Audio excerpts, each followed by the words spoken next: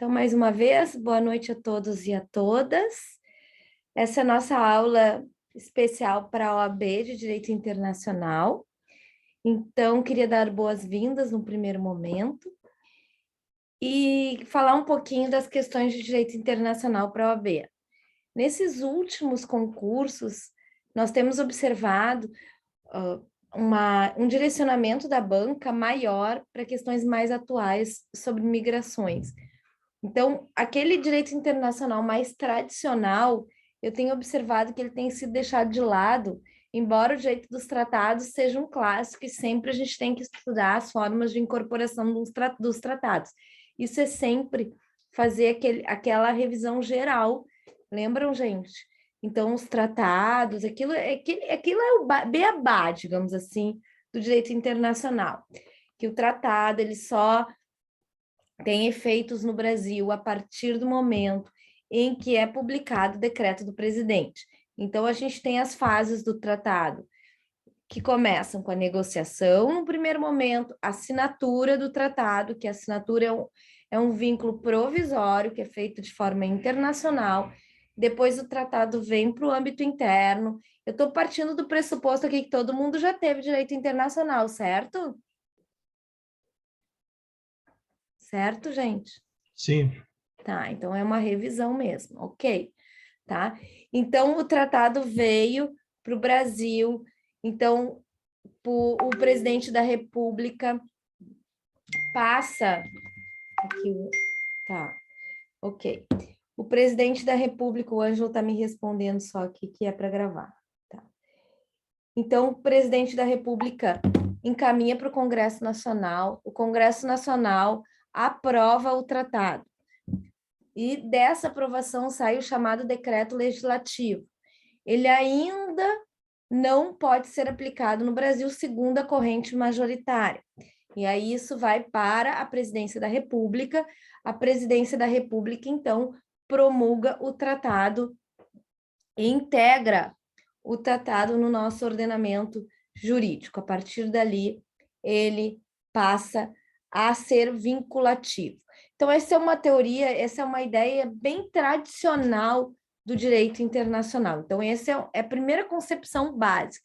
Depois aí a gente fala um pouquinho de hierarquia dos tratados, aquela jurisprudência do STF, de que o tratado tem hierarquia de lei ordinária, mas os tratados de direitos humanos têm hierarquia de emenda constitucional, ressalvando a possibilidade dos tratados anteriores à emenda constitucional 45 poderem ter um status supralegal.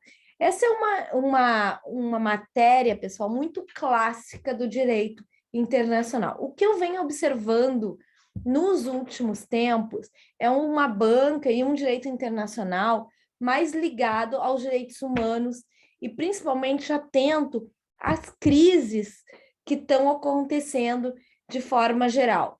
Então, eu apostaria, se eu fosse apostar uma questão de prova, digamos assim, que a questão da OAB iria versar sobre refugiados. Nunca se falou tanto de refugiados como nos últimos tempos, principalmente quando todos os dias são tratados assuntos a respeito dos refugiados decorrentes da guerra, do conflito entre Ucrânia e Rússia. Então, se eu pudesse apostar num tema, eu apostaria em refugiados. E eu quero mostrar para vocês que esse tema tem cada vez mais aparecido nas provas da OAB e nas provas de concurso em geral. Então, lembrando que os refugiados, eu vou falar um pouquinho aqui, vou abrir um PowerPoint para ficar um pouquinho mais alegre a exposição. Então, esse é um tema que eu apostaria, assim como migrações de forma geral. Então, refugiados, migrações, lei de migração. Então, não deixar de fazer uma leitura geral da lei de migrações. A OAB, vocês já devem saber disso a essa altura, mas a OAB foca muito em letras de lei. Então, a se atentar para essas letras de lei. E um assunto um pouquinho mais ousado, que talvez pudesse aparecer numa prova da OAB, diz respeito às competências da Comissão Interamericana e da Corte Interamericana, Interamericana de Direitos Humanos. Então, esse é um assunto que cada vez mais também tem aparecido, pessoal. Tem se falado muito hoje em direito internacional dos direitos humanos. Então, esse é um tema que é bom dar uma revisada. Como revisar o papel? A gente fez, eu vou falar aqui na aula de hoje, mas a gente tem lá nas nossas aulas, quem foi meu aluno tem o material lá dos casos da corte, das competências. Então, o Brasil aderiu ao sistema da OEA, que é uma organização dos Estados Americanos, uma organização internacional, criada em 1948, tá? Nessa organização internacional foi criado um órgão específico para tratar dos direitos humanos, que é a Comissão Interamericana de Direitos Humanos, tá?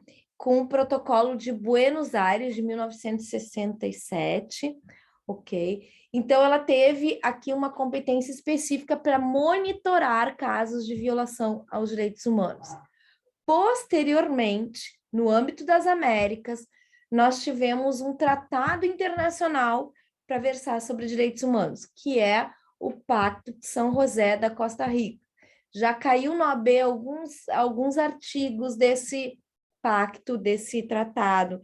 Então, é bom a gente olhar, dar uma olhadinha. Esse tratado foi ratificado pelo Brasil em 1992.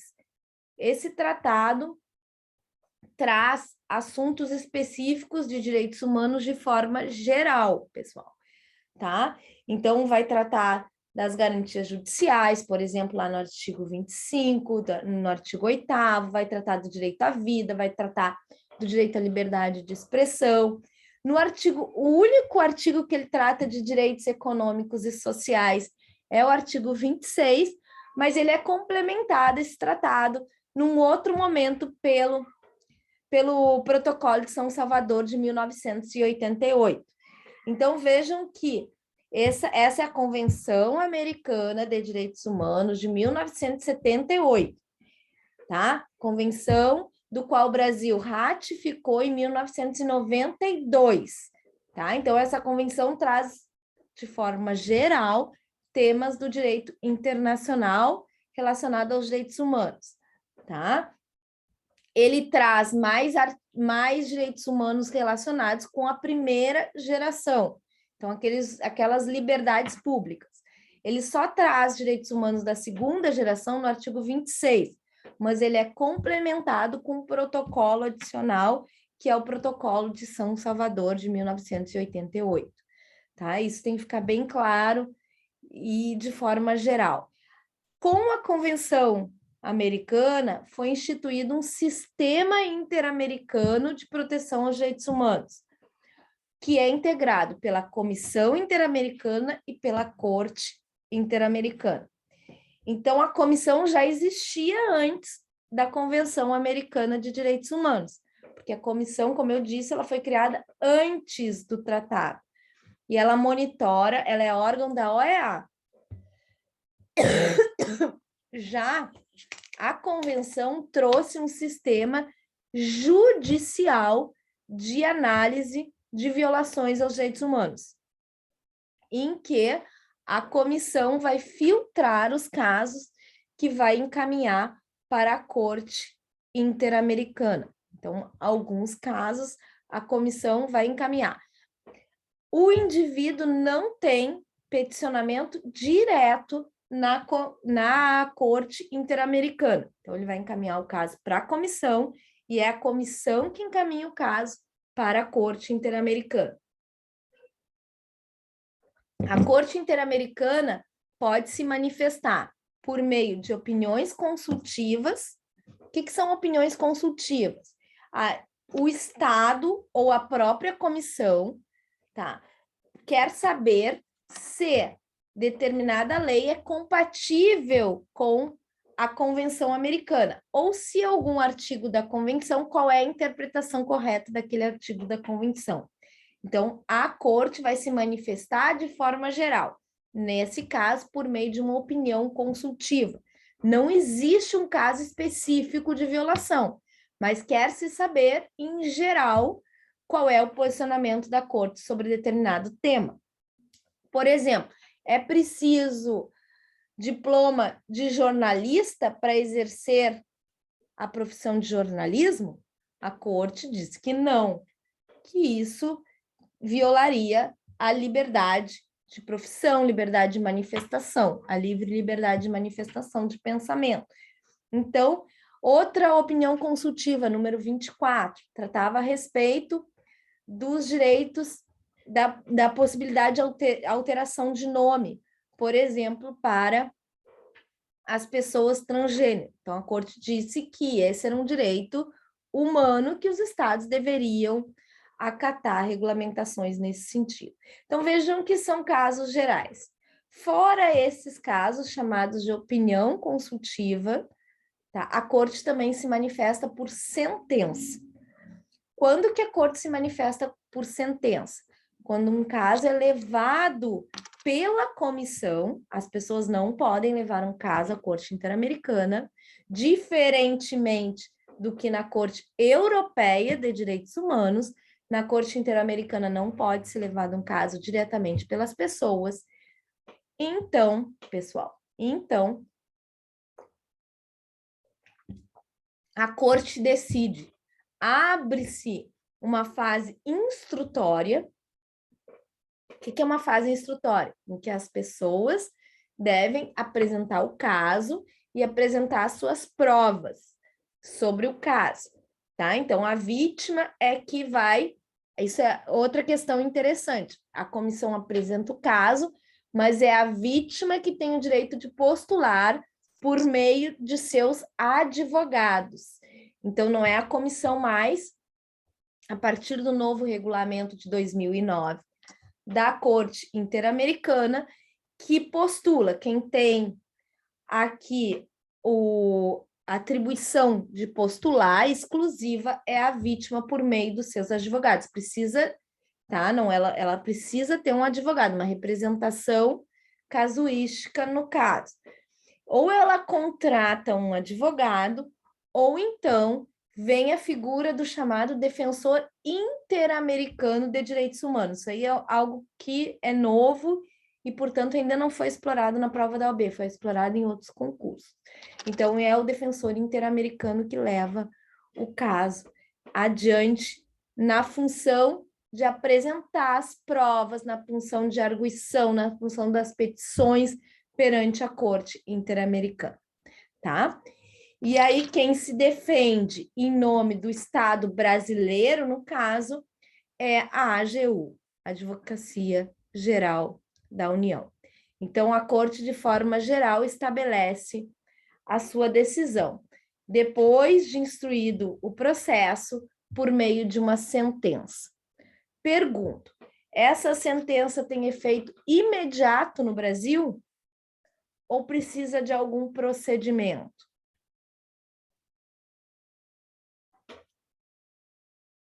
Ela não é uma sentença estrangeira, ela é uma sentença internacional e, portanto, ela não precisa ser homologada pelo STJ, no caso, que é o tribunal competente, segundo a emenda constitucional 45, segundo a Constituição, lá no artigo 105. Então, ela não precisa ser homologada, ela tem efeitos imediatos. Por quê? Porque o Brasil faz parte da Convenção Americana que instituiu o tribunal. O Brasil só aceitou, pessoal, a jurisdição da Corte Interamericana em 1998, embora em 1992 ele já tenha aderido à convenção. Mas ele fez uma cláusula de adesão à jurisdição, ou seja, a possibilidade de ser processado apenas em 1998, e mais, com efeitos a partir de então. Isso é algo bem importante. Por quê? Porque os casos anteriores a 1998 não seriam possíveis de serem levados à Corte Interamericana. A gente debateu em aula alguns desses casos. lembram, a gente fez, eu apresentei em algumas aulas, ou a gente fez, quando possível, algum grupo de discussão sobre esses casos. E aí vocês vão lembrar que um caso que está muito em voga é o caso a respeito, caso Gomes Lund e Vladimir Herzog, que é o caso a respeito das operações ocorridas durante o regime militar e o desaparecimento forçado dessas pessoas, no caso Gomes Lund, que é a guerrilha de Araguaia, e no caso Vladimir Herzog, que é o assassinato dele durante sua detenção. Então, por que esse caso está muito em voga? Porque discutia-se justamente a questão temporal, num primeiro momento, porque os casos ocorreram antes de 1998, principalmente a questão do assassinato do jornalista Vladimir Herzog. Por outro lado, como é que a corte se saiu dessa cláusula temporal? Ela disse, ok, no caso do Vladimir Herzog, eu não vou investigar o assassinato dele em si, mas eu vou investigar as garantias processuais, a violação ao artigo 8º e ao artigo 25, a um processo justo, a que a família tenha uma resposta. E no caso Gomes Lund, da mesma forma, eu vou investigar também o desaparecimento, e o desaparecimento não tem prazo de prescrição, vocês sabem, porque é um crime permanente, ele continua. E então, em razão disso, eu afasto o obstáculo, de certa maneira, dessa cláusula temporal e vou a fundo. E aí, quais são as discussões que esse caso em si traz, e é muito paradigmático, por isso que ele vai voltar agora à tona, porque tem uma nova ação no Supremo Tribunal Federal. Porque tudo isso vai ser discutido em razão da Lei de Anistia, de 1976. Então, essa Lei de Anistia, ela traz a ideia de perdão para as pessoas envolvidas a acontecimentos caracterizados como crime no período, tanto em relação às pessoas que foram perseguidas quanto aos persecutores, né, da violência. E aí a OAB vai no Supremo e diz, olha, essa lei de anistia é inconstitucional, ela não está de acordo com a Constituição, mas vejam que ela é anterior à Constituição de 88. Então, como é que eu posso arguir um caso de inconstitucionalidade de uma lei que é anterior à própria Constituição? Aí, segundo os constitucionalistas, eu não teria um caso exatamente de inconstitucionalidade, mas uma hipótese de não recepção de uma legislação que é anterior à Constituição. Então, em razão disso, né, em razão de que a Constituição é posterior à lei de anistia, essa lei não teria sido recepcionada pela Constituição. E aí, então, a OAB protocolou para verificar essa análise uma ADPF, uma ação de arguição de preceito fundamental, ADPF 153. Aí o Supremo foi decidir, opa, então vamos ver se essa lei de anistia ela está de acordo com a Constituição, se ela pode ser aplicada na sociedade pós-88 ou não. E o Supremo diz que sim, que ela está tudo ok com a lei de anistia, que ela é constitucional. Só que, pessoal, 6 meses, ele decidiu 6 meses antes da decisão da Corte Interamericana. E a Corte Interamericana disse o oposto que ele. O que a Corte Interamericana diz? Não. A lei de anistia, ela pode... A Corte Interamericana, prestem atenção, ela vai dizer que uma lei é contrária à Constituição do Brasil? Não. A Corte Interamericana vai fazer um controle de convencionalidade. Percebam a diferença. O Supremo faz um controle de constitucionalidade. E a Corte Interamericana um controle de convencionalidade. O que é um controle de convencionalidade? É verificar se determinada legislação está de acordo com a Convenção de Direitos Humanos, as convenções, porque ela analisa não apenas a Convenção de 1969, a Convenção, o Pacto de São José da Costa Rica, de 1969, mas ela analisa também todas as convenções que fazem parte do Sistema Internacional de Proteção aos Direitos Humanos. E aí, aqui é só título de exemplo, a gente tem a Convenção Belém do Pará, de 1994, que trata a respeito da mulher, que foi uma convenção super importante para o caso Maria da Penha. A gente tem a Convenção de São Salvador, que eu já falei, a Convenção sobre questão racial. Então, vejam, são várias convenções também sobre temas específicos no âmbito das Américas. Mas, voltando, o que a Corte faz? A Corte faz um controle de convencionalidade, que é maior do que o controle de constitucionalidade, porque para a Corte, o direito internacional está hierarquicamente superior ao direito interno. Então, o direito interno não pode afetar o direito internacional. Então, não interessa para a Corte o que o Supremo Tribunal Federal decidiu. A interpretação do Supremo Tribunal Federal é tida como fato, não como algo a ser levado como argumento jurídico para interpretar a Corte. Aliás, um doutrinador que eu gosto muito, já falei nas minhas aulas, André de Carvalho Ramos, ele fala que existe uma interpretação internacionalista da Convenção dos Direitos Humanos, das normas de direitos humanos, e uma interpretação interna das normas de direitos humanos, nacional. E que nós temos que buscar, nesse novo direito internacional, a interpretação internacionalista, e não a interpretação interna. Por quê? Porque a interpretação interna leva com que nós tenhamos tantas quantas convenções internacionais quanto forem os números dos estados que interpretam. Por exemplo, se a gente diz agora do conflito da Rússia e da Ucrânia,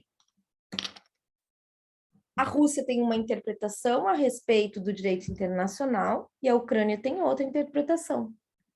Então, vejam, as mesmas normas, interpretações diferentes. O Brasil, então, se pautou numa interpretação interna e disse, olha, a nossa lei de anistia está ok com a convenção, porque o Brasil já era parte da convenção quando o STF julgou, e também com a Constituição, porque o Brasil interpretou as duas conforme a sua ótica interna. A Corte Interamericana, ela interpreta a convenção conforme uma interpretação internacionalista.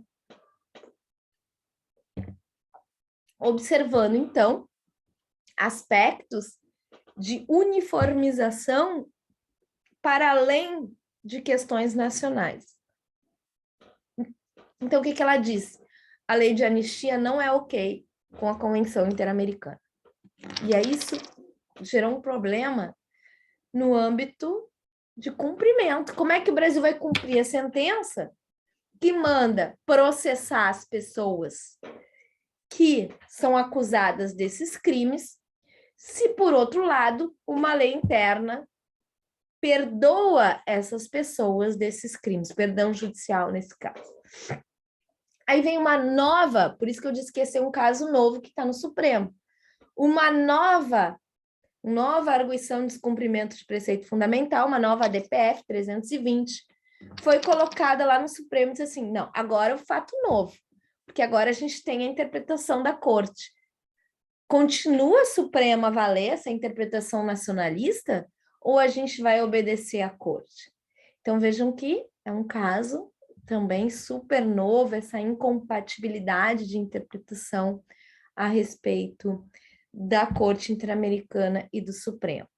E esses casos de de sistema interamericano tem sido cada vez mais objeto de preocupação nas provas de exame, e eu acredito muito que vai aparecer agora na OAB, porque foi uma das poucas bancas que isso não apareceu de forma mais detalhada. Quero perguntar se, com relação a esse ponto, sistema interamericano, está tudo ok? Alguém quer fazer alguma pergunta? Bem-vinda, Dionês, Isabelle e Roberto. Alguém quer fazer alguma pergunta, pessoal, sobre isso que eu falei até agora? Não, tranquilo, professora. Tranquilo? Por enquanto, nenhuma dúvida. Jóia. Então, agora está entrando também a Evelyn e o José Gabriel. Bem-vindos. Tá? Então, a gente falou sobre, só para situar, a gente falou então até agora sobre o sistema interamericano.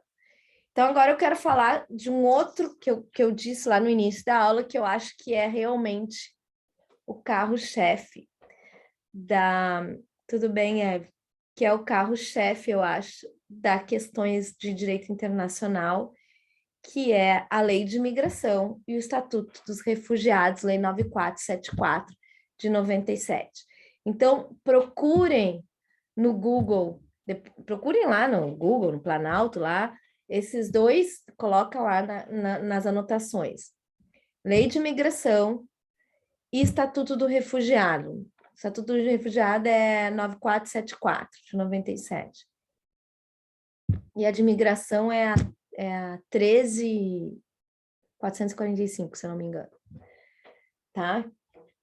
E, pessoal, procurem esses dois, deem uma lida rápida nessas duas leis. Assim, a gente às vezes grava muita coisa quando a gente faz uma leitura da própria lei, tá? Então, eu quero falar um pouquinho sobre essas duas leis. Deixa eu ver somente... tá. Então, eu só vou trazer aqui uma imagem, como eu disse, para ficar um pouquinho mais...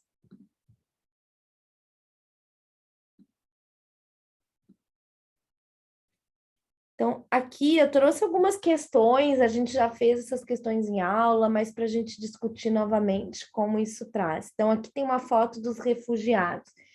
Quem é refugiado, pessoal? Como que veio essa regulamentação do refúgio? É algo muito importante nesse momento, tá? Então, reforço, a ideia dos refugiados não é uma ideia nova. Ela ganha corpo após a Segunda Guerra Mundial, em que há, então, a construção de um tratado internacional para proteger os refugiados.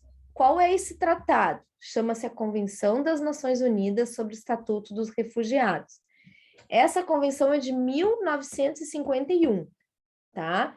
E o que previa, o que trazia essa convenção?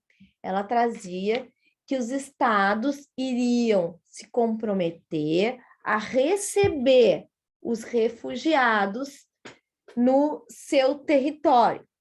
Então, eles deveriam receber os refugiados no seu território. E como que ele caracterizava o refugiado? Aquela pessoa que é perseguida em razão do credo, origem, etnia, raça, grupo social. Em razão disso, ela sofre uma perseguição e um fundado temor pela sua vida. Só que essa convenção de 1951 trazia uma cláusula temporal e uma cláusula geográfica. O que é uma cláusula temporal?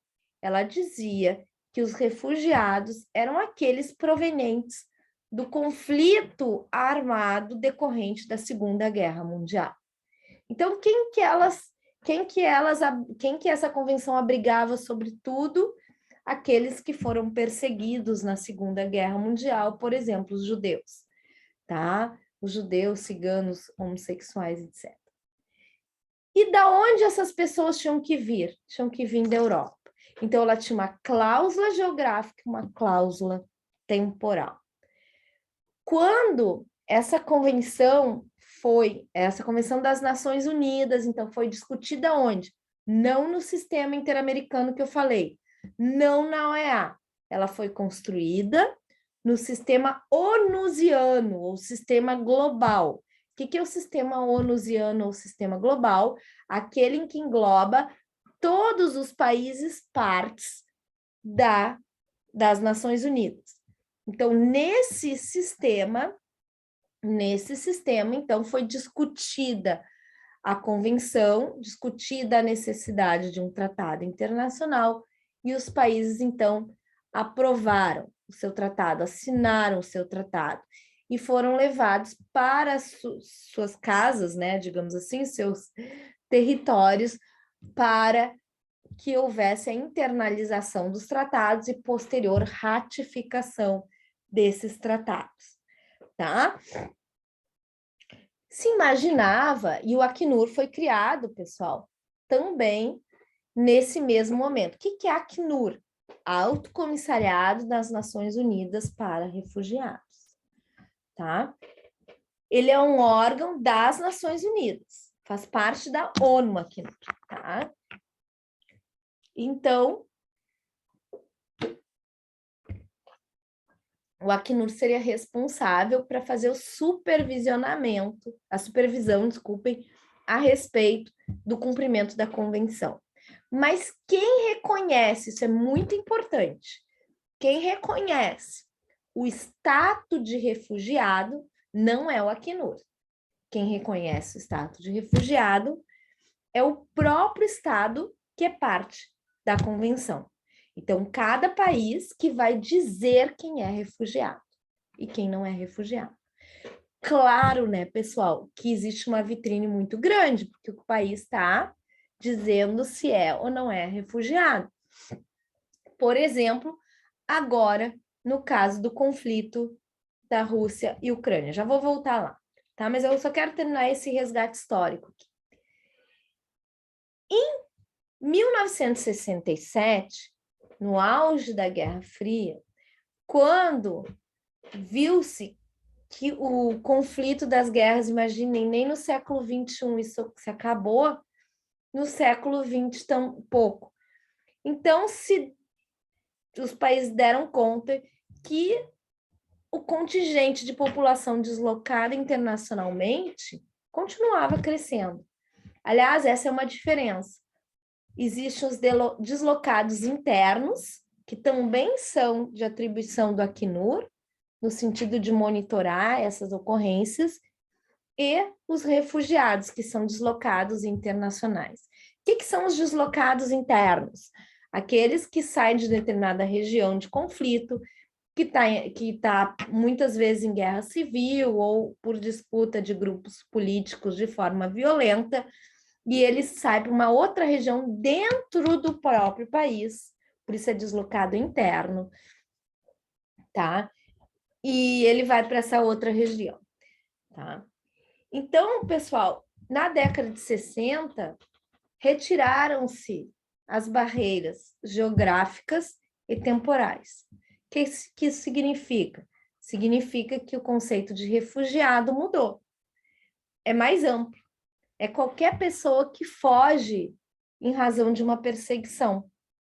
Em razão de uma perseguição por ser de um grupo específico, étnico, racial, um grupo social que está sendo perseguido ali naquele momento.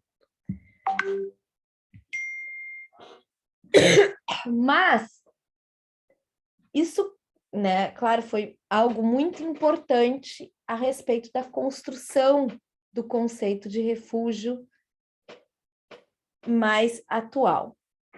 Mas vejam que, justamente no âmbito da OEA, não no âmbito ONU, no âmbito da OEA, uma contribuição importante é trazida para o conceito de refugiado. Qual é? Deixa eu tirar. Coisinha chata esse WhatsApp. Então, qual é esse conceito importante que é trazido pela OEA, pelos países que integram a OEA? Que não é refugiado apenas quem sofre uma perseguição por um pertencimento a determinado grupo, de forma geral, tá? Mas também é refugiado quem está numa situação de generalizada violação de direitos humanos. E aí nós entramos no conceito específico das pessoas que fogem da Ucrânia. Elas não estão fugindo porque a Rússia invadiu e está perseguindo pessoas de determinado grupo. Não, elas estão fugindo porque existe uma generalizada violação de direitos humanos naquela situação, porque existe um conflito armado. Então, em 1984, não é um tratado aqui, é uma declaração de Cartagena, tá? Então, os países da OEA se reuniram e fizeram uma nova interpretação a respeito do conceito de refugiado, trazendo à tona a situação não daquelas pessoas perseguidas exclusivamente, mas pessoas que vivem um contexto de generalizada violação de direitos humanos. Hoje, esse conceito é abarcado pelas Nações Unidas, em especial aí pelos países europeus. Tá? Então, quem que decide a respeito da condição de refugiado? Quem decide a respeito da condição de refugiado são os próprios países que assinaram o tratado. Vejam, ninguém vai à ONU dizer se é refugiado ou não. Ninguém vai ao Acnur dizer se é refugiado ou não. Claro que o Acnur faz declarações envolvendo, vê-se na mídia, deslocamento e, claro, vê-se que é refugiado. Mas o status de refugiado é conferido por cada país. E atenção, apenas quando a pessoa chega no país e requer o reconhecimento da situação de refugiado.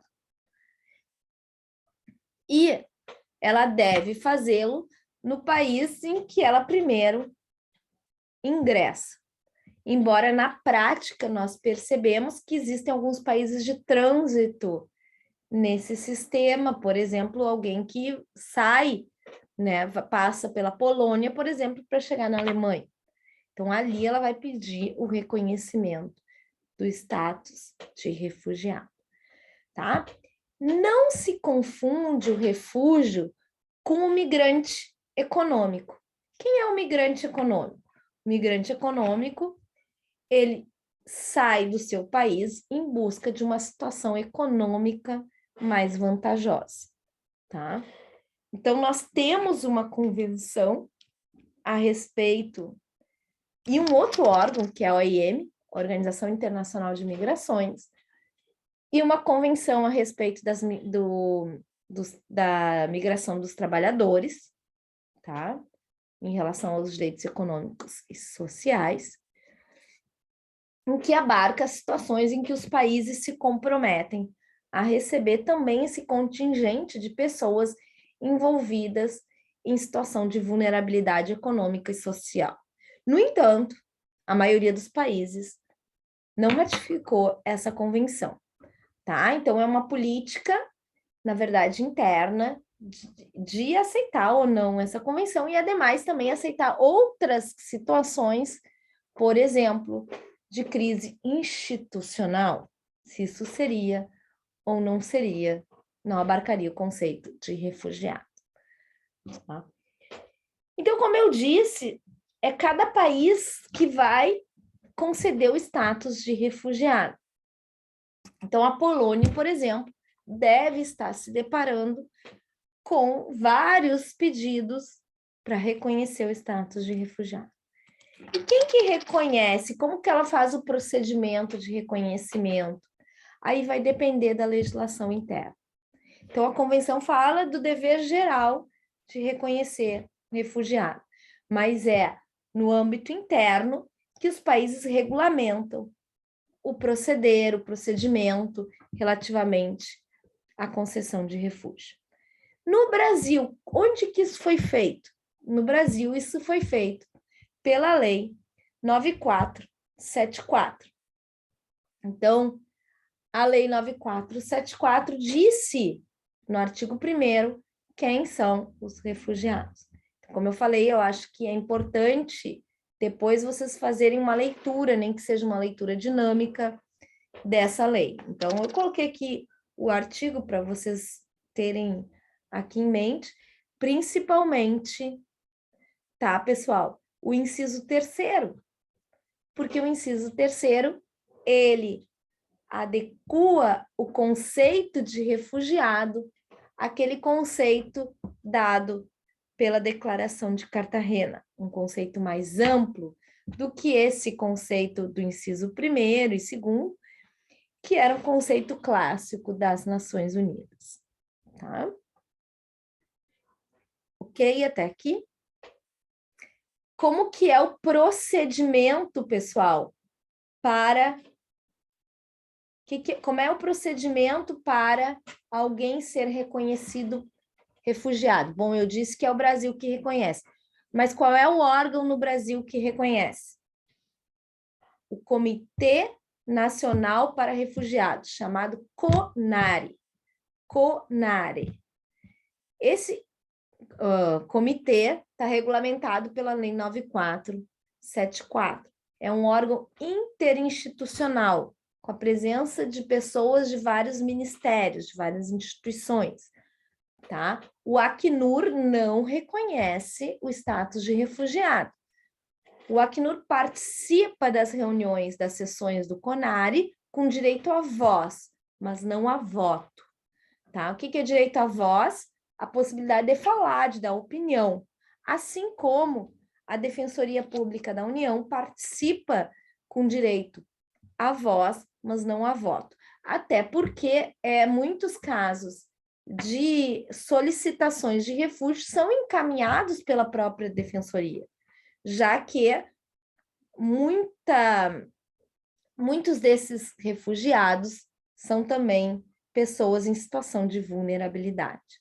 Então, eles buscam a Defensoria para que possam alcançar esse direito reconhecido por tratados internacionais. Tá? Então, o refúgio... Então, lembro novamente que o refúgio, ele é um mecanismo de proteção internacional em relação aos deslocamentos forçados das pessoas que saiam de um país para o outro. Tá? Esse deslocamento vai ser caracterizado por essas situações que estão aqui descritas no artigo 1º. A convenção, ela trata justamente, ela copia esse artigo 1º, tá bem? Quem reconhece a situação de refugiado, quem reconhece são os países que fazem parte da Convenção Estatuto dos Refugiados de 1951 e o protocolo adicional. Como é que os países vão regulamentar o procedimento? É algo interno, tá? O que o Acnur vai verificar, e claro, isso vai ser monitorado pelas Nações Unidas, o efetivo cumprimento de um tratado de direitos humanos pelo Brasil. Se o procedimento ele não é adequado, ou seja, um procedimento que as pessoas não podem peticionar, em que há uma demora excessiva na apreciação, e no Brasil há, mas, enfim, aí não fomos denunciados em razão disso. Então, isso é possível que chegue à própria Nações Unidas no controle global, ou ainda, como o Brasil também é parte dos protocolos interamericanos de proteção aos refugiados, isso pode aparecer também num caso que tenha, eventualmente, seja levado à Corte Interamericana, tá? Bom, aí o Brasil, quando regulamentou a Lei 9474, ele falou também em cláusula de exclusão, quando ele entende que alguém não pode ser considerado refugiado pelo CONARE. Então, ele vai dizer ali, quando a pessoa já tem uma outra proteção internacional. Então, aqui, por exemplo, vai excluir pessoas que já têm um pedido de refúgio em outro país, tá? Ele seja nacional brasileiro, um nacional brasileiro jamais vai ser um refugiado um solicitante de refúgio no Brasil, um refugiado. Refugiado é sempre alguém de fora, tá? E aqui os dois últimos tratam a respeito de crimes graves que tenham sido praticados por essas pessoas, tá? Inclusive, aqui, crimes hediondos contra a humanidade e tráfico de drogas. Eu, particularmente, até nas aulas eu falo, sou bem crítica a esse inciso, mas aqui na nossa aula para a OAB é uma aula, assim, bem focada no que está na lei, efetivamente, tá? E aqui que sejam culpados de atos contrários ao princípio das Nações Unidas. Então, não é apenas acusado, mas culpado, tá? Esse princípio aqui já vi muito em provas de concurso, provas da OAB, que é o princípio do non-refoulement. Refoulement significa não devolver. Então, se alguém, na dúvida nós temos que ter um pensamento pró-refugiado. E esse princípio significa que não se pode devolver uma pessoa a um país em que sua vida corre risco. Aí aqui uma questão super atual, mas acho que não é prova da OAB, mas tem sido discutido em muitos países nórdicos, principalmente Dinamarca, por exemplo, minha avó já está indo embora, que eles estão querendo devolver os sírios sob a alegação de que o país já está numa situação de maior estabilidade. Então, é uma discussão também que vai vir aflorar no direito internacional se isso não violaria o non-refoulement. Por exemplo, caçar o direito de refugiado. No Brasil, o status de refugiado não é perdido em decorrência do tempo, tá, gente? Não é perdido em decorrência do tempo. Pode ser perdido se o refugiado viaja e fica mais de 6 meses fora do território nacional sem comunicar o CONAR. Então, as suas viagens devem sempre serem comunicadas ao CONAR. Qualquer pessoa que tenha o status de refugiado deve comunicar a sua eventual viagem, principalmente se foi para o país de origem, né? Na verdade, aqui é se foi. Por quê? Porque se a pessoa recebeu o status de refugiado que estava sendo perseguida, então não se justificaria, né, pessoal, que o país continuasse dando essa proteção para quem não fica no país.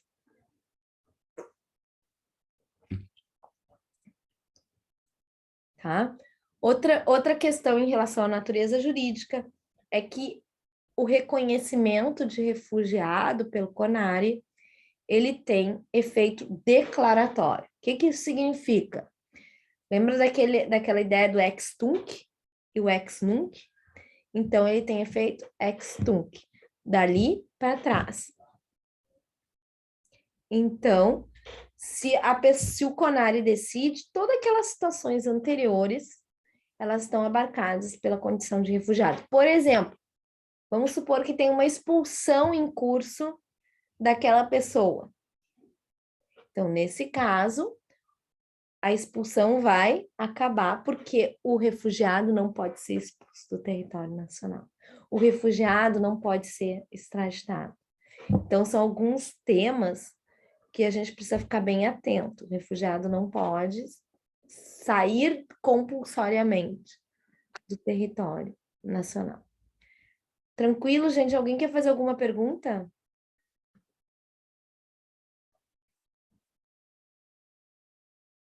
Não? Por enquanto não, professor. Obrigado. Ok. Tudo bem. Outra questão, tá? Então, aqui, de forma geral, eu queria trazer a situação dos refugiados, porque se trouxerem a questão sobre o conflito Ucrânia-Rússia, a questão vai versar, provavelmente, a situação daquelas pessoas que estão sendo forçadas a sair do país. Então, essas são refugiadas, tá? Então, elas vão encontrar abrigo nos países vizinhos. E tem uma proteção internacional. O problema é que, além dessa proteção internacional, os países podem também estabelecer nas suas leis internas proteções em relação aos migrantes de forma geral, lembrando que migrante é todo aquele que se desloca não para um período temporal curto, né, como turismo ou um período de trabalho curto, né, por exemplo, um congresso, algo do gênero, mas de forma mais estável em determinado país é considerado migrante. Esse conceito está lá no artigo 2º da Lei de Migrações, tá? Então, é possível que os países também se organizem para estabelecer outros status de proteção às pessoas que são consideradas migrantes. Que status são esses e como que esses países podem alcançar e como eles se organizam para isso? Hoje tem crescido no mundo a preocupação por situações e crises humanitárias em razão de instabilidades políticas. Por exemplo, tá, o que vem acontecendo na Venezuela, o que vem acontecendo no Haiti. Tá? Então, nessas situações, embora nós possamos também aceitar de forma geral a ideia de refugiado, embora com algumas nuances, porque a pessoa que está requerendo vai ter que comprovar que naquela situação específica ela está sendo aqui vítima de generalizada violação de direitos humanos, ou ainda que ela está sendo perseguida, tá? Então, vejam que o refúgio ele é bem específico. É possível, no entanto, que as leis internas dos países estabeleçam condições de proteção diferenciadas, que foi o que o Brasil fez em relação à vinda dos venezuelanos e dos haitianos. Então, o Brasil se deparou, antes mesmo da publicação da Lei de Migração, o Brasil se deparou com a vinda em massa de pessoas, no primeiro momento do Haiti e depois da Venezuela, tá? No Haiti, em razão de um desastre ambiental, sobretudo, e uma situação de fome, de miséria, que as pessoas ficaram em razão da destruição desse país. Claro que depois disso, vários outros conflitos também se instalaram no país. E a Venezuela, em razão também de uma grave crise política e econômica. Embora também não é de se desconsiderar, pessoal, que também existam perseguições em razão do pertencimento de determinadas pessoas a grupos, a partidos de oposição, etc. Então, em relação a esse contingente de gente, que nem todos eram perseguidos efetivamente, ou estavam ali naquela situação específica de violação de direitos humanos generalizada, então se abriu a possibilidade de eles ingressarem no Brasil. Só pode pedir refúgio quem vem para o Brasil, quem está no Brasil. O pedido de refúgio não pode ser feito à distância. Eu não posso ir num consulado e pedir para o consulado me dar um visto de refugiado. Isso não existe. Tá? Então, essas pessoas precisavam vir, mas às vezes eles não conseguiam nem embarcar num avião, porque se eles não tinham os documentos ou não tinham visto, como é que eles iam embarcar num avião, principalmente no Haiti, pessoal, para vir para o Brasil? Eu digo no Haiti porque na Venezuela muitos vêm caminhando mesmo, já que é um estado de fronteira. E como é que eles vão vir para o Brasil? Eles começaram a procurar, demandar no consulado brasileiro, em Porto Príncipe, olha, nós queremos ir, nós estamos numa situação de extrema vulnerabilidade, de violação de direitos humanos, nós queremos ir para o Brasil. Deixa a gente ir para o Brasil. Só que não pode fazer pedido de refúgio se não está no território nacional. Então, o Brasil se organizou com portarias da CNIG, Conselho Nacional de Imigração, e também portarias interministeriais para autorizar a vinda desses haitianos. Não tinha nem ainda a lei de imigração quando isso foi feito. Então, isso foi feito por meio de portarias e resoluções no âmbito do CNIG, concedendo o chamado visto humanitário.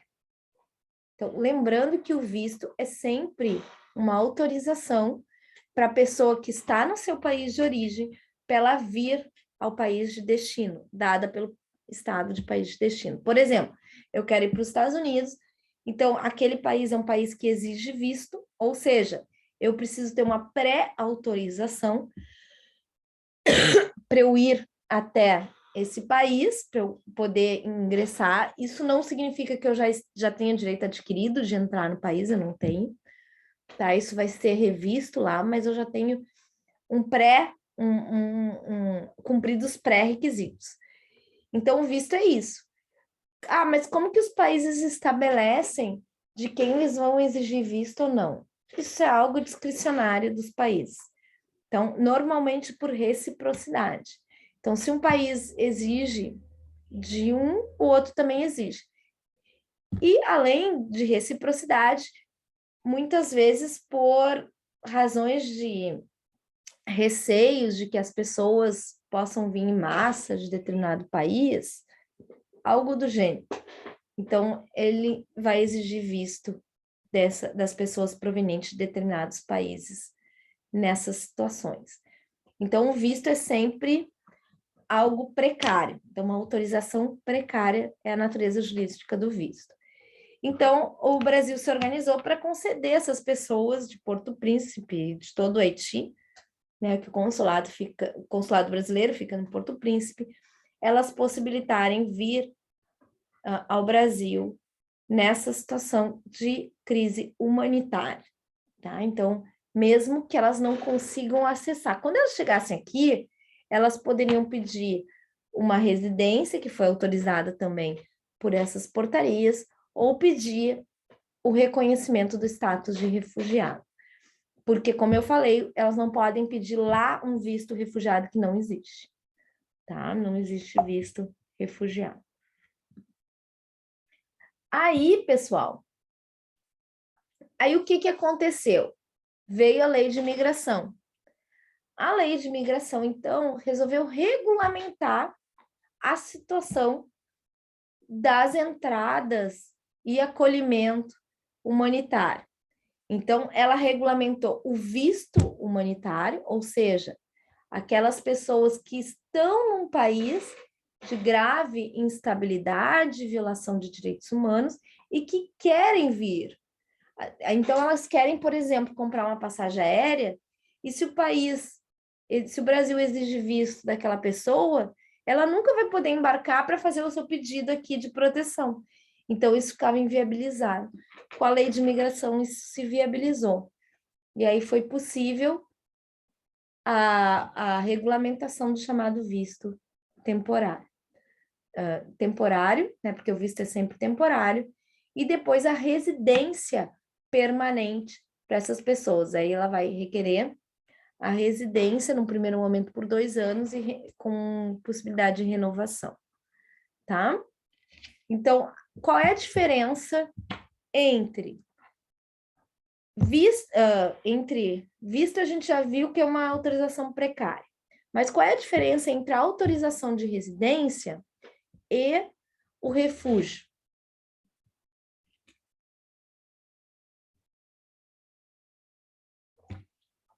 O refúgio é uma proteção internacional. O refúgio só pode ser requerido quando o sujeito ingressa no território nacional. O refúgio se dá naquelas situações tipificadas no artigo 1º da Lei 9474, tá? E o refúgio é uma proteção internacional. Ele tem causas de perda de refugiado em razão da não comunicação? Do refúgio, tá? Enquanto que a residência humanitária está regulamentada aqui no artigo 4º, e depois a gente tem lá, na própria lei, os artigos referentes à autorização de residência, é uma proteção nacional. O Brasil confere àquelas pessoas essa proteção. Ela sai com a carteira, ela vai receber primeiro a carteira de migração, tá? Enquanto que o refugiado vai receber primeiro um protocolo de refúgio e depois a carteira de refugiado. Tá bem? Dúvida, gente?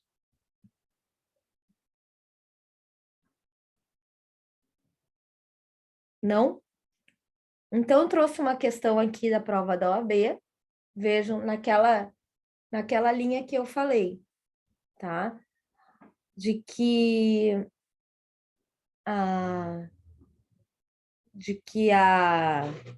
naquela linha que eu falei, de que a OAB está se focando muito nessas questões de crise econômica, crises humanitárias, tá? Então, eu acho assim que é um assunto muito atual. Então, aqui ela trouxe bem a lei de migração, vejam que é uma prova que faz referência à lei 3.445, tá? Explicitamente. E aí eu quero um tempinho para vocês lerem essa questão, para a gente fazer juntos. Eu não vou ler, que eu vou me ficar aqui, deixar vocês lerem aí um pouquinho. Se alguém quiser ler também, pode ficar à vontade.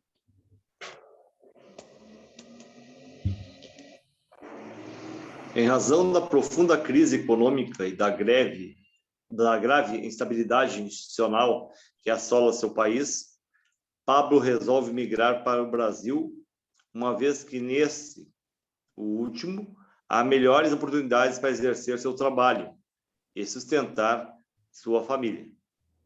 Em que pese Pablo possuir a finalidade de trabalhar, acabou por omitir tal informação, obtendo visto de visita na modalidade turismo para o Brasil. Considerando-se o enunciado acima, à luz da Lei de Migração em vigor, a Lei número 13.445 de 2017, assinale a alternativa correta. Letra A. Se Pablo, com o visto de visita, vier a exercer atividade remunerada no Brasil, poderá ser expulso do país? B. Se Pablo, com visto de visita, vier a exercer atividade remunerada no Brasil, poderá ser extraditado do país? C. Pablo poderia solicitar, bem como obter, visto temporário de acolhida humanitária diante da grave instabilidade institucional que assola seu país. D. Pablo poderá obter asilo em razão da profunda crise econômica que assola o seu país. E aí? Vejam que ele traz aquilo que eu acabei de falar. Ele traz a caracterização da residência temporária em razão da crise humanitária, em razão que é o visto humanitário ou autorização de residência por razões humanitárias. Mas ele vai além. Olha que interessante essa questão, pessoal. Ele vai falar de visto, ele vai falar de saída compulsória em razão do visto e ele vai falar do Instituto de Asilo. Então, vejam que ele já coloca de pronto. Alguém quer falar aqui qual é a resposta? Gostaria de se manifestar? Ele era de turismo, né, professor? Não previa o trabalho, né? Uhum. Acho que a questão é essa, né? Então qual é a resposta correta?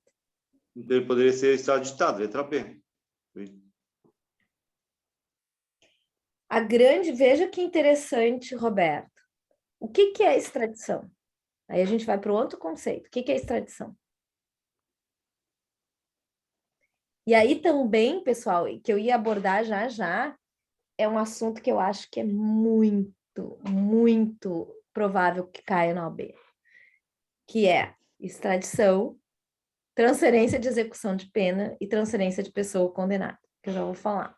Por quê? Porque a gente está discutindo um caso de direito internacional paradigmático, que é o caso do Romário. Então, se fala muito de extradição, né? De extradição, de execução de pena. Então, esse é um caso também. E sempre cai extradição, gente, em concurso público. Por quê? Porque os requisitos estão na lei. Então, é muito fácil eles pegarem um requisito e colocar se pode, se não pode. A cara de prova objetiva, extradição. Mas aonde é que tu te equivoca, Roberto? Porque a questão faz a gente levar por esse caminho se a gente não está atento. A extradição não é forma de saída compulsória de alguém do país. Embora alguns autores até coloquem essa natureza, mas a extradição é um pedido de cooperação jurídica internacional. Um país não pode extraditar ex officio. O que é extraditar ex officio? Sem pedido nenhum, eu vou encaminhar o sujeito para tal país. Não pode. A extradição, ela é cooperação jurídica internacional. E o que é cooperação jurídica internacional? É quando um país solicita uma providência a outro país, porque ele não pode cumprir no território daquele país. Né? Então, exato, Adriano, já vou chegar lá. Então, a extradição pessoal, sempre um pedido de cooperação. E quando um país solicita a extradição? Ele solicita a extradição quando ele quer que o país, aqui que a gente vai, eu vou usar os termos, o solicitante, o solicitado, então, que ele... Entendi, professora. Extradição é num outro país, num outro território. Entendi. Que aquele país entregue uma pessoa, tá? Nacional ou não, a gente vai ver que não vai poder ser nacional. Entregue, pode ser um nacional do solicitante, tá? Mas entregue uma pessoa que nesse país solicitante, atenção, esteja sendo acusado ou foi condenado por um crime. Então, vejam que, vamos ver esse caso do Robinho, por exemplo. A Itália, e depois eu vou falar desse caso de novo, mas eu quero só para exemplificar no básico aqui primeiro. A Itália condenou o Robinho por um crime. Se o Robinho estivesse na Itália, o que ia acontecer? Ia sair um mandato de prisão para ele, as autoridades italianas iriam buscar ele onde ele estivesse, iriam prendê-lo. Só que ele está no Brasil. Ou ele está em Paris, ou ele está nos Estados Unidos. A Itália pode, a polícia italiana, ir nos Estados Unidos, vir ao Brasil pegá-lo? Não, porque a polícia tem competência, tem exercício apenas no seu território. Não pode sair para outro território. Então, nessa hipótese, o que a Itália precisa fazer?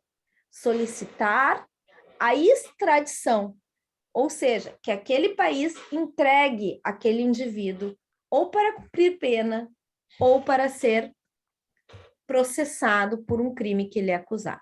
É mais comum a extradição para cumprir pena. Por quê? Porque o processo pode correr sem, muitas vezes, que a pessoa esteja presa. Então, o processo vai continuar, mesmo que a pessoa esteja numa situação de fuga, foragida, o processo pode continuar sem que ela esteja presente. Então, a extradição, ela tem como fundamento um pedido de cooperação. Nesse caso concreto, o que acontece? É uma saída compulsória desse estrangeiro que não está regular no país. Opa, regularização diz respeito à deportação. Então, lembrem que deportado é aquele que não está regular. A gente pode fazer um paralelo para fazer, assim, para fazer imagens e relações da deportação de brasileiros que estão nos Estados Unidos para o Brasil, que agora foi noticiado novamente. Esses brasileiros são acusados de crime? Não. Esses brasileiros, eles vão vir aqui para cumprir pena no Brasil? Não. O Brasil solicitou a vinda deles? Não. Foram os Estados Unidos que mandaram ele para o Brasil. Por quê? Porque entenderam que eles não estavam regular na sua migração. Ou seja, segundo as leis, estadunidenses, a pessoa precisa obter autorização especial para exercer atividade remunerada lá. Então, essas pessoas brasileiras não estavam. Então, elas vão ser deportadas. Esse instituto, ele também tem na lei brasileira. E o Brasil pode deportar pessoas em situação de irregularidade. Com a lei de imigração, no entanto, pessoal, e aqui eu faço uma referência importante, é preciso ter ampla defesa, um devido processo legal e ampla defesa, não pode deportar de pronto, tá? Então, Pablo pode ser deportado do Brasil e não extraditado. E expulso? Expulso é quando o sujeito comete no Brasil um crime e aí, depois de cumprir pena, ele é expulso do país. Ele não é desejado no país. Ele, então, é afastado do país. Ele vai ser mandado embora, digamos. Tá? Esse é o conceito de expulsão. E ele traz outro conceito, olha que interessante. Ele traz o conceito de asilo, pessoal. E o Instituto de Asilo é um instituto antigo, e a gente não pode confundir asilo com refúgio. Embora, desculpem, aqui que eu estou tomando uma água com gás, embora o conceito de forma ampla seja correlato, tá? A ideia de asilo é uma ideia antiga que diz respeito às pessoas que sofrem determinada perseguição buscarem acolhimento em outro país. Então, vejam que nisso se assemelha muito à ideia de refúgio. Qual é a diferença em relação ao conceito de asilo no Brasil e nos países aqui da América que adotam o conceito de asilo político? A ideia de asilo atrelada à situação política, à situação de perseguição política. Então, vejam que diferente do refúgio, o asilo, ele diz respeito à perseguição política e não por uma grave crise econômica. Quem que vai buscar o asilo? Isso também foi uma construção latino-americana, tá? Em razão de crises políticas e muitas vezes perseguição de pessoas relacionadas a algum movimento de oposição, por exemplo, à crise, ou que foi destituído de um cargo político, como, por exemplo, um presidente da República. Então, nessa hipótese, a pessoa ela sai do país para obter um asilo político num outro país. E o Brasil, na própria Constituição, no artigo 4º, vai afirmar um compromisso constitucional de conceder asilo político, de nas suas relações internacionais se pautar conforme o respeito ao asilo político, conforme a possibilidade de acolhimento por asilo político. E o Brasil já deu asilo político várias vezes no curso da sua história. Voltando, qual é a diferença entre asilo e refúgio? O refúgio tem uma proteção internacional baseada na Convenção sobre o Estatuto do Refugiado de 1951, com o Protocolo de 67. Diz respeito à perseguição de um grupo, de uma pessoa que pertence a um grupo. Diz respeito à perseguição de uma pessoa que pertence a uma etnia. Diz respeito à perseguição ou a alguém que está numa situação de grave e generalizada violação de direitos humanos. Já o asilo diz respeito a uma perseguição política, um conflito político estabelecido no país que força aquela pessoa a sair daquele país. Então, os demais que não são da mesma opinião política, do mesmo grupo político, não vão sentir esse efeito de perseguição, porque o asilo é específico, é individual.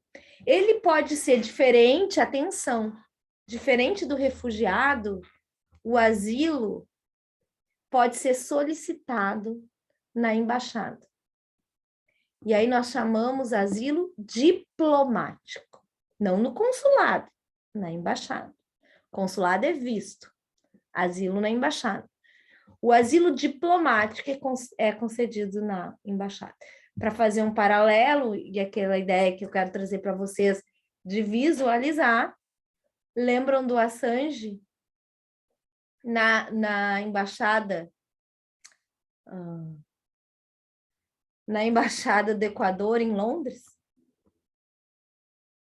Ele é acusado de um crime. Ele então diz que esse crime é político. Então ele busca asilo na embaixada do Equador. Ele diz que o crime dele é político. E como muitos países fazem acolhimento em razão de perseguição por opiniões ou supostos crimes políticos, o Equador, que havia um governante na presidência da República alinhado com, digamos, uma oposição aos Estados Unidos, porque embora ele fosse o Assange acusado de um crime sexual na Suécia, ele vinha sofrendo possibilidade de ser perseguido pelos Estados Unidos em razão de ter vazado dados da CIA. Vocês lembram desse caso, não lembram? Sim? Então, esse é o caso do asilo político, tá? Viram como é que isso aparece na prova da OAB? Então, é assim que vai aparecer na prova de vocês. Tá? Mesma coisa que eu trouxe uma outra prova, só para trazer esses conceitos, tá? De fluxo de migração, aqui devastou a cidade, então, concessão de visto humanitário, que eu falei, bem simples, tá? Depois eu quis trazer, pessoal, esse é um caso que eu sempre trago nas minhas aulas, outro aqui, ó, de expulsão, não confundir expulsão com extradição e com deportação. Isso é algo também que sempre aparece, pessoal. Então, a extradição eu já falei. A expulsão é quando a gente quer retirar alguém que cometeu crime. Só que nesse caso, o Brasil não expulsa se o indivíduo tiver filho brasileiro ou companheiro ou companheira brasileiro. Por quê? Porque a expulsão é grave, a expulsão a gente está dizendo que essa pessoa não é querida aqui, não é grata, não é persona não grata, como a gente diz. Então a gente quer ela ir embora. Sai do território nacional. Tá? Então, se a pessoa tem filho, se a pessoa tem companheiro aqui, e veja que o filho, pessoal, não precisa estar sob guarda. O filho não precisa ser reconhecido, ele tem que demonstrar, claro, que ele vai reconhecer, mesmo que ele não tenha reconhecido, mas que ele vá promover esse reconhecimento, tá? Ele precisa ter um laço afetivo, não somente econômico com o filho, tá? Em razão disso. Então, façam uma revisão, pessoal, na lei de imigração, nos conceitos de expulsão, extradição e deportação, como eu falei, tá? Eu quero mostrar aqui para vocês isso. Da extradição, pessoal, o que eu acho? Por que eu acho que cai muito extradição? Porque a extradição é cheia de requisitos, pessoal. E esses requisitos estão todos na lei. Então, vão lá no artigo 83 para ver, 83, 84 seguintes, para dar uma olhada nos requisitos da extradição. A extradição, lembrando sempre, pessoal, que quem determina o processo de extradição, é o STF. É o STF. O STF, então, autoriza a extradição ou não autoriza a extradição, tá? De alguém. Tem, Guinevere, eu posso botar, são slides, eu trouxe um pouquinho da aula, tá? De humanos, mas eu passo para o Ângelo sem problema nenhum, mas vocês têm esses slides já, mas eu passo, não tem problema. Só quem não fez a aula comigo, mas eu passo, não tem problema. Tá? São até mais completos do que a minha aula hoje. Hoje eu quis fazer uma abordagem e eu não quis trazer também algo muito pronto, pessoal, para que a gente podia também discutir, olha, eu tenho mais dúvidas nisso, mais dúvidas naquilo, então a gente pode direcionar o nosso estudo nesse aspecto, tá? Então eu acho que extradição é uma matéria que vocês têm que lá dar uma olhadinha, sabe? Nos requisitos. Uma coisa que eu faço muito quando eu vou estudar, tem requisitos, é uma dica, né, gente, de estudo. Eu vou anotando os requisitos, porque a gente, quando escreve, significa que a gente leu 10 vezes. Não sei se vocês já ouviram falar sobre isso. Quando a gente escreve, a gente lê 10 vezes. E eu tô aqui lendo para vocês, não é a mesma coisa. Então, como é que tem que ser o estudo? O estudo tem que ser lá na lei e vou fazer um resumo. Eu vou anotar, eu vou fazer um esquema. Então, eu vou copiar a lei de forma diferente. Assim que a gente vai conseguindo, de certa forma, e eu não tenho outra expressão para dizer para vocês, memorizar os requisitos. Porque isso é memorização dos requisitos. Então, vocês vão, aos poucos, e o que a lei e que o OAB pede é uma memorização mesmo de vários detalhes da lei. Confundindo, claro que é importante saber os institutos, mas aqui os requisitos são bem específicos e vocês não podem deixar de ler esses requisitos. Sempre, tá?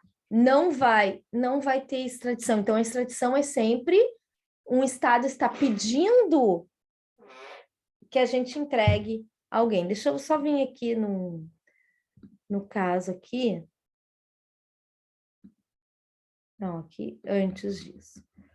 Óbvio, tá?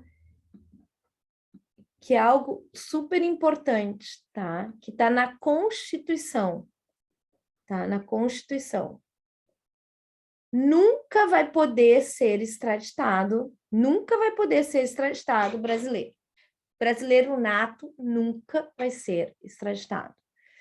Então, nesse caso específico do... Como é o nome agora? Esqueci os jogadores. O Robinho, tá? Nesse caso específico, ele é brasileiro nato. O que é brasileiro nato, gente? Vamos lá na Constituição. Quem não lembra, verificar as hipóteses do brasileiro nato. Está lá no artigo 12. Mas é bem fácil, né, gente? Quem nasceu no território nacional ou quem nasceu fora do território nacional, de mãe ou pai brasileiro, e tenha se registrado como brasileiro, tá? Então, esse é o brasileiro nato. Agora, existe também um procedimento de naturalização. Alguém que já vive aqui há muito tempo, ou alguém que vive aqui há pouco tempo, mas com alguns condicionantes, tá? E essa pessoa vai requerer ser considerada brasileira. Então, ela vai pedir para ser brasileira. Vejam que a naturalização é um procedimento em que a pessoa pede ao Brasil, eu estou dizendo de forma geral, tá? Para que o Brasil reconheça que ele quer ser considerado brasileiro. Nesse caso, essa pessoa pode ser extraditada, tá? Desde que seja por um crime anterior, à naturalização.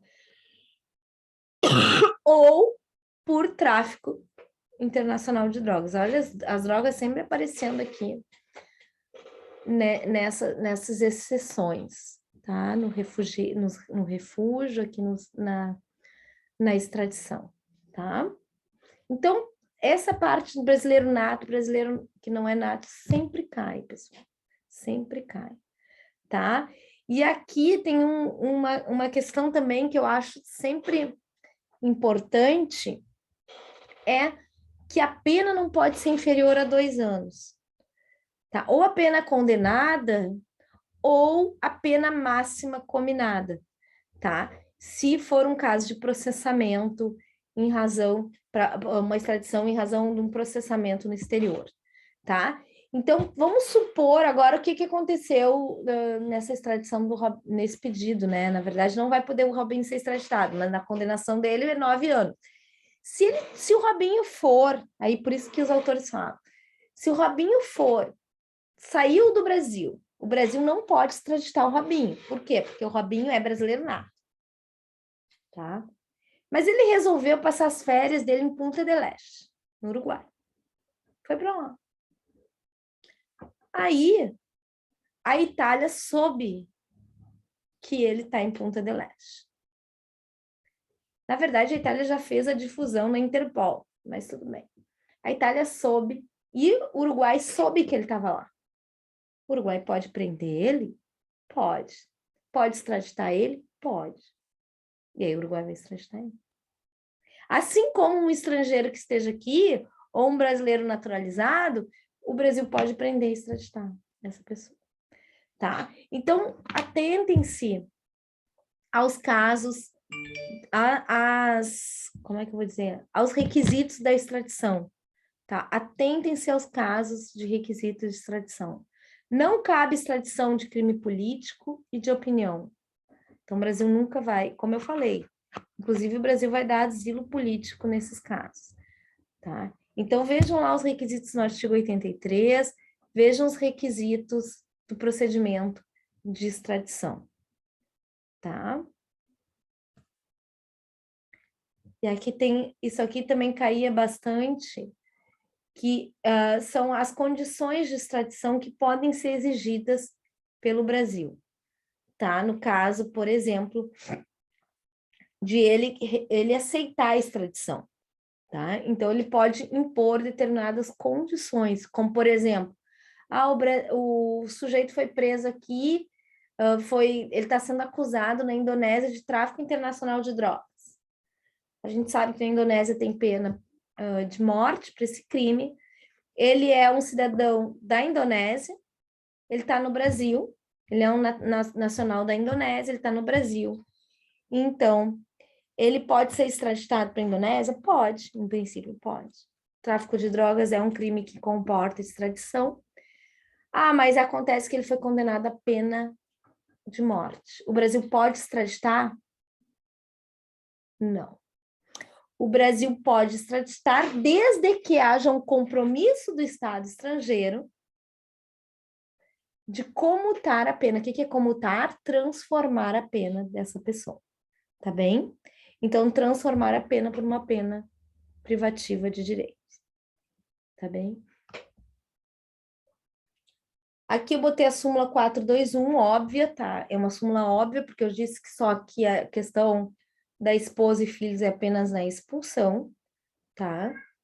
E aí eu queria falar da transferência da execução da pena, que eu acho, pessoal, que existe uma chance muito grande de cair por conta dessa história aí do Robinho, tá? Então, como isso aí apareceu um pouco na mídia, isso pode a OAB tratar disso. Acho que os concursos de forma geral. O que é a transferência de execução da pena? Também é uma medida de cooperação prevista na lei de na lei de imigração, tá? O que é essa lei de imigração, o que essa transferência de execução de pena vai trazer? Ela vai trazer, meu gato miando. Não sei o que ele tá miando. Então, pessoal, o que essa transferência de execução de pena vai trazer? A possibilidade, vejam só, de alguém transferir a pena para ser executada em outro país. Então, vejam, eu não vou pedir a extradição, mas eu vou pedir que a minha pena seja enviada para esse país, para que nesse país seja cumprida essa pena. Ah, e como é que a lei de imigração trata isso? Lá no artigo 100. Então, anotem aí, artigo 100, fazer a leitura. Quais são os requisitos da transferência de execução de pena? Está aqui no artigo 100. E o que diz o artigo 100? Nas hipóteses em que couber solicitação de extradição executória. Opa, o que é extradição executória? Eu só falei de extradição de forma geral. A extradição pode ser persecutória, para fins de responder a processo, ou executória, para fins de cumprimento de pena, tá? Então, na verdade, é uma espécie de extradição.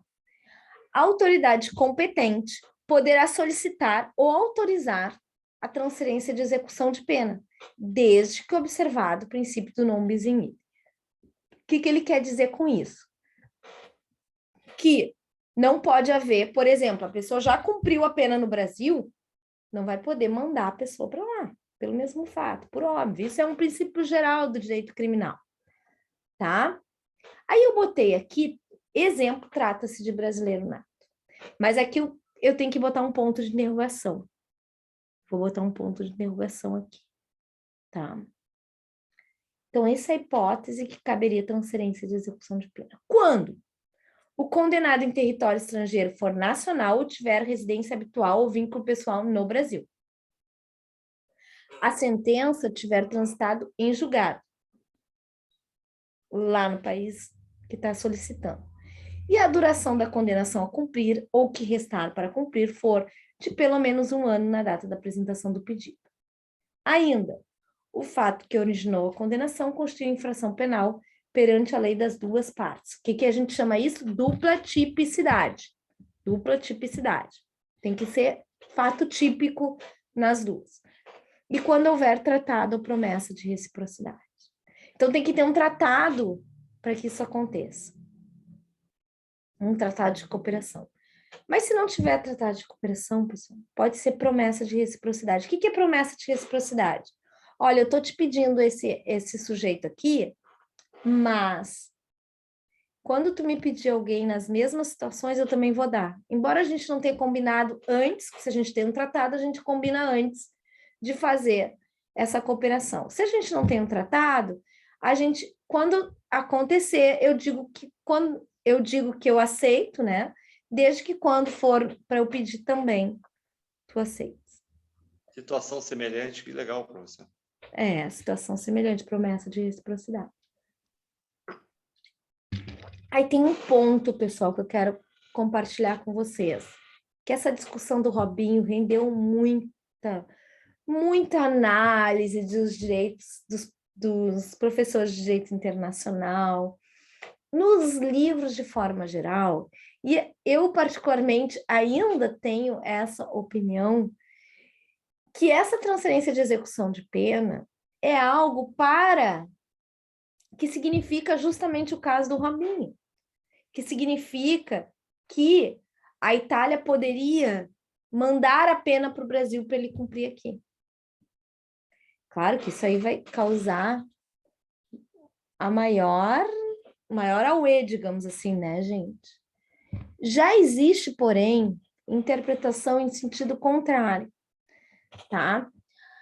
O professor Valério Mazzoli, por exemplo, que é um professor que eu admiro bastante de direito internacional, ele diz que não caberia, porque o caput do artigo aqui diz nas hipóteses em que couber a extradição.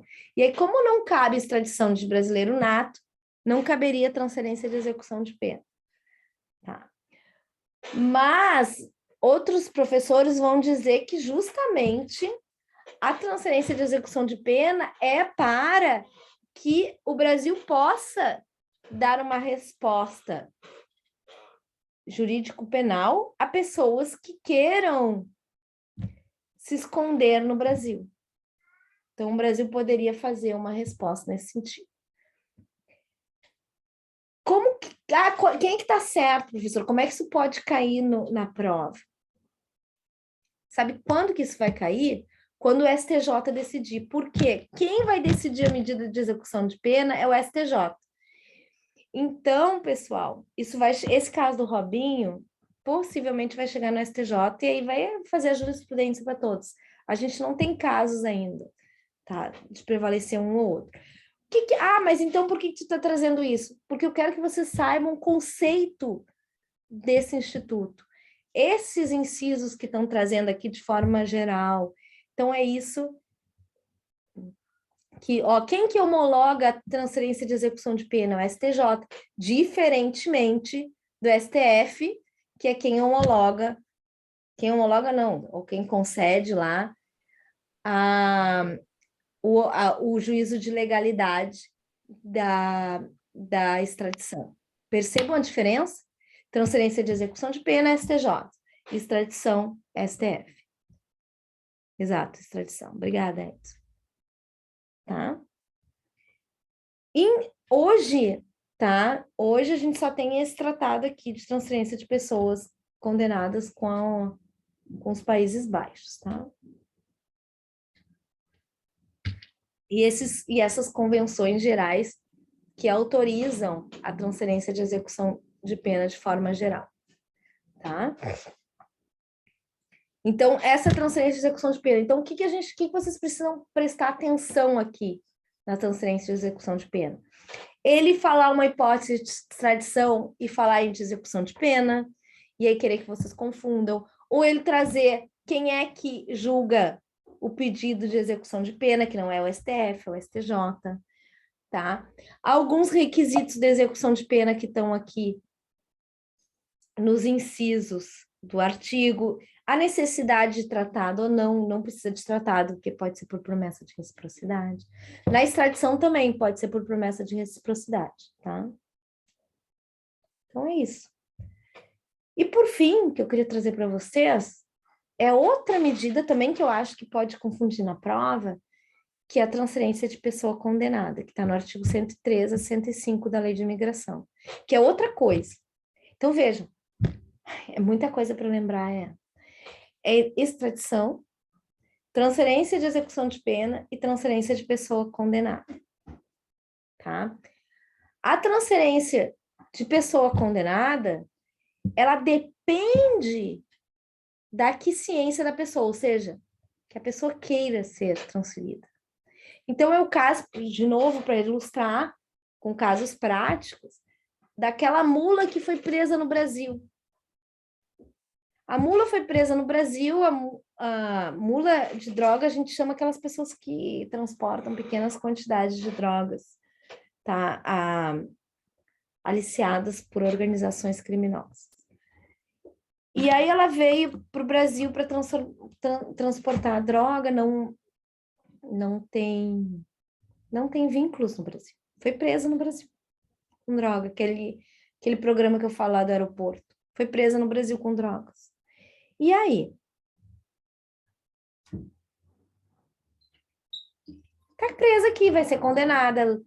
Lá a lei de droga, lei antidrogas, vai ser presa. O crime é típico, foi no território nacional. Então ela vai ser presa. Qual é a pena aplicada a ela? O juiz vai lá aplicar lá a pena do artigo 33 da lei antidrogas, vai condenar ela no Brasil. Tá presa. Ela vai ficar tantos anos quantos a prisão for determinada, sem ninguém para visitar ela, provavelmente, porque os familiares estão no país de origem. Então, nessa situação, a pessoa pode requerer que ela cumpra a pena dela no país de sua nacionalidade. Então, vejam, não é que ela vai ficar impune, e é algo super interessante, principalmente, pessoal, com a ideia de função da pena, de ressocialização. Para que serve? Eu sempre me questionei na Defensoria Pública a quantidade de estrangeiros, hoje migrantes, a gente pode falar, que estavam cumprindo pena no Brasil. A maioria por tráfico internacional de drogas. Inclusive sobrecarregando nosso sistema penal, né, prof? Exato. Sobrecarregando o sistema penal, com custos para o Estado brasileiro enormes, né? Sobrecarregando o sistema penal. E, inclusive, em São Paulo e no Rio de Janeiro, existem unidades exclusivamente de presos estrangeiros. E essas pessoas com extremo sofrimento humanitário. Por quê? Porque uma das questões da prisão é um isolamento muito grande que essas pessoas passam, principalmente sem notícias dos seus familiares. E sem um vínculo, né, próximo. Então, em razão disso, por uma iniciativa da ONU, das Nações Unidas, esse instituto começa a aparecer bastante no direito internacional. A possibilidade da pessoa, porque também não é... Imagina, eu estava falando, né, e a Isabela também. Isabelle, desculpa. sobrecarrega o nosso sistema. E aí eu ainda dizia para os juízes, né? Manda a pessoa, que a pessoa cumpre a pena, depois ela é expulsa. Você expulsa logo, que isso vai ser mais barato para o Brasil.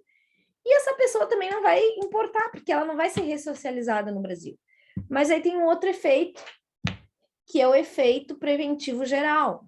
Se isso cai como se diz, no ouvido, claro, isso vai cair imediatamente, no ouvido das organizações internacionais, que o Brasil não mantém presas as pessoas que são acusadas e condenadas por tráfico internacional de drogas, isso poderia aumentar o número de pessoas tentando fazer essa viagem. Essa viagem no sentido de virem para o Brasil com droga ou saírem do Brasil com droga. Então, isso poderia levar esse sentido reverso. Então, por isso que também é necessário combater. Agora, a medida de transferência de pessoa condenada vem ao encontro desse princípio humanitário. Levar a pessoa a cumprir pena no país da sua residência. Mas, nesse caso, a pessoa tem que querer, tá, gente? A gente não pode expulsar ela para cumprir pena. Muitas pessoas não querem. Principalmente se o país da sua nacionalidade é um país extremamente pobre e com condições carcerárias em que há situações de grande vulnerabilidade. Então, as pessoas, nesse caso, não querem, tá? Então, botei aqui alguns requisitos, ó. Tem que ter sentença com trânsito em julgado, tá? O Brasil transitou em julgado, só depois que vai poder mandar a pessoa embora, tá? Dúvida, gente? Não, prof, maravilhosa a aula. Alguém quer fazer algum comentário, quer trazer algum assunto que gostaria de debater, abordar? Muitos conceitos, trouxe bastante conceitos, verdade.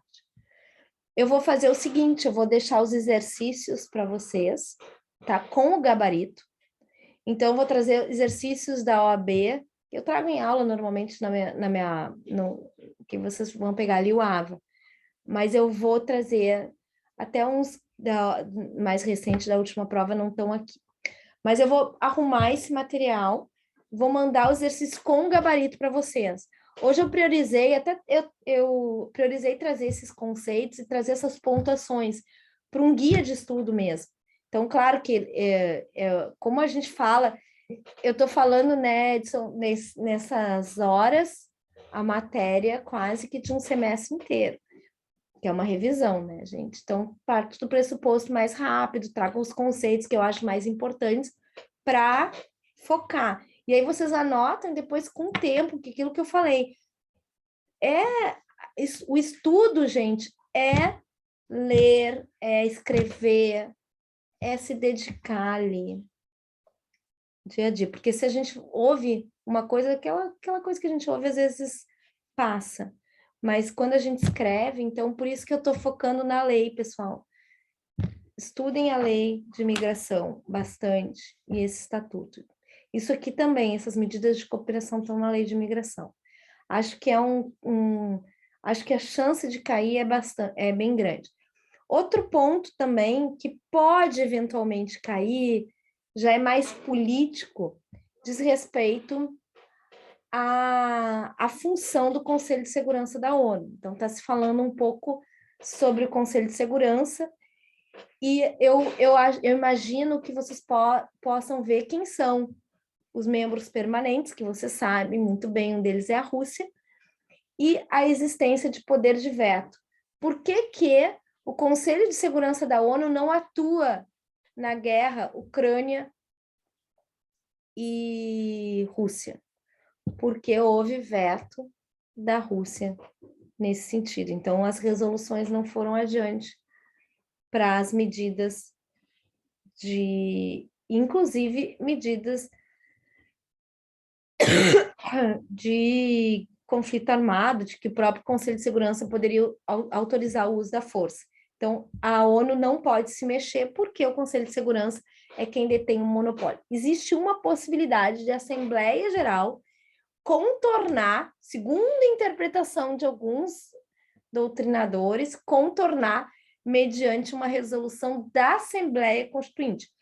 Da Assembleia Constituinte, não, da Assembleia geral da ONU, mas isso também é algo bastante polêmico e eu acredito que isso não vai cair na prova de vocês, porque é uma prova objetiva, não tem essa natureza de discussão nesse aspecto, mas vocês... E uma discussão sobre se o Conselho de Segurança é órgão da ONU, algo bem simplesinho nesse aspecto, né, gente? Podem olhar isso. Então é isso, gente, quero deixar... Então, registrado, meu prazer. A Franciele também entrou aqui, não tinha visto. A Dionês também, tá? E a aula está gravada, Dionês, Franciele. Então, depois ela vai ficar disponível para vocês por meio do professor Anjo. Ninguém quer fazer algum comentário? Quer fazer alguma pergunta específica, pessoal? Professor, eu tenho uma dúvida. Em relação à Rússia, foi condenada, né, na Corte Internacional Isso, pela invasão excelente. na Ucrânia. Na prática, qual outra sanção eles podem sofrer, fora todas as que já sofreram, né? Excelente pergunta, eu não trouxe a Corte Internacional de Justiça, excelente pergunta, tá, pessoal? Eu trouxe o Sistema Interamericano, mas também é um tribunal importante do Sistema ONU, a Corte Internacional de Justiça. A Corte Internacional de Justiça tem sede em Haia, na Holanda, e ela serve, pessoal, para julgar estados, conflitos entre estados. Então, nesse caso que o Christian trouxe, a Ucrânia levantou a hipótese, levou o caso das agressões sofridas pela Rússia à Corte Internacional de Justiça. E a Corte Internacional de Justiça pode decidir por meio de medidas provisórias, tá? Provisionais e provisórias. Uma liminar, digamos assim. E ela o fez, assim como ela já tinha decidido também condenar a Rússia no caso da Crimeia, que a Rússia também foi condenada na Corte Internacional de Justiça. Mas, só que, diferentemente de um tribunal interno, a Corte Internacional de Justiça não tem uma polícia para fazer cumprir as suas determinações. Então, qual é o efeito prático dessa condenação? O efeito prático dessa condenação é expor uma situação de forma internacional que a interpretação que a Rússia está dizendo em relação à legitimidade que ela dá aos ataques não é aceita por um tribunal internacional, porque é diferente, pessoal, dos Estados Unidos, do Brasil condenarem os ataques.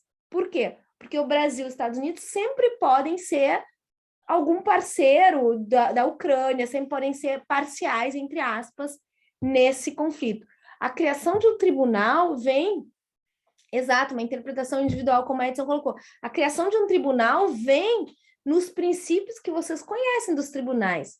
O princípio da imparcialidade, o princípio da resolução em conformidade com o direito internacional, afastando questões políticas. Então, a Corte Internacional de Justiça é um tribunal internacional do sistema ONU.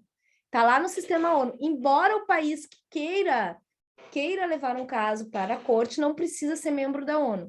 Isso é algo importante. Quem faz cumprir a decisão da Corte Internacional de Justiça? O Conselho de Segurança da ONU, que é quem tem o monopólio da força. Mas como a Rússia tem poder de veto no Conselho de Segurança da ONU, na prática, ela vai vetar sanções armadas contra o seu território. Tá? Então, na prática, isso vai... Enfim, não é que se esvazie, né, gente? Mas tem um peso muito forte, claro, dentro do direito internacional. Mas é diferente, eu nunca gosto de dizer que é mais fraco, é diferente do sistema interno. Outro tribunal que pode, eventualmente, mais 2 tribunais, a gente pode pensar numa condenação, Christian. A gente pode pensar em pessoas levando a responsabilidade da Rússia em razão no sistema europeu de violação de direitos humanos, tá? Então, a Rússia pode ser condenada por pessoas, caso de pessoas específicas que levem em razão disso, assim como o Brasil foi condenado nos casos do sistema interamericano, então a gente pode imaginar casos futuros no sistema europeu, e a Rússia é dos países que são mais condenados, tá, pessoal? Por violação de direitos humanos, e a Rússia faz parte da Convenção Europeia de Direitos Humanos e pode ser condenada pelo Tribunal de Estrasburgo, que é nesse sistema europeu. Eu falei interamericano, é sistema europeu, óbvio. E, por fim, a gente pode pensar também num outro tribunal, que é o Tribunal Penal Internacional, também com sede em Haia, em que há o julgamento de pessoas, tá? Pessoas que são acusadas de crimes internacionais.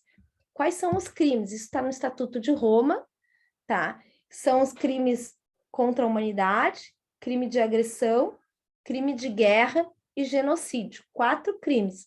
Então, estão no Estatuto de Roma, no Tribunal Penal Internacional. Quem vai ser acusado? Uma pessoa. Então, por exemplo, quem está ordenando os ataques? Então, o Putin, obviamente, pode ser eventualmente levado, assim como a cúpula que organiza, ou alguém que esteja em ação na Ucrânia, por exemplo, perpetrando crimes contra a humanidade ali, como, por exemplo, estupro de pessoas na situação ali de guerra, o ataque a civis de forma indiscriminada, tudo isso, pessoal, tipificam crimes de guerra. E aí a pessoa vai ser acusada e condenada no Tribunal Penal Internacional, mesmo que o país não tenha ratificado o Tratado de Roma, na interpretação atual da corte, então mesmo nessa hipótese, tá? Foi, gente? Tranquilo? São vários tribunais, né? Não sei se eu respondi a tua pergunta, Cris. Fora as sanções econômicas, claro. A gente pode imaginar uma das questões, Christian, só para discussão, não, acho que não cai na prova da OAB, tá? Mas, e tem se debatido bastante, e hoje se fala muito das sanções econômicas que a Rússia está sofrendo, dadas unilateralmente pelos países. Mas a aproximação das questões econômicas tem sido cada vez mais evidente também na OMC, a Organização Mundial do Comércio. Então, pensar para o futuro, talvez aí até para uma tese de doutorado ou uma dissertação de mestrado, a repercussão dentro da OMC, por exemplo, de sanções econômicas. Mas isso é algo mais, como se diz, viajante, assim, não para a prova da OAB. Tá, gente? Beleza? Mais algum questionamento, pessoal?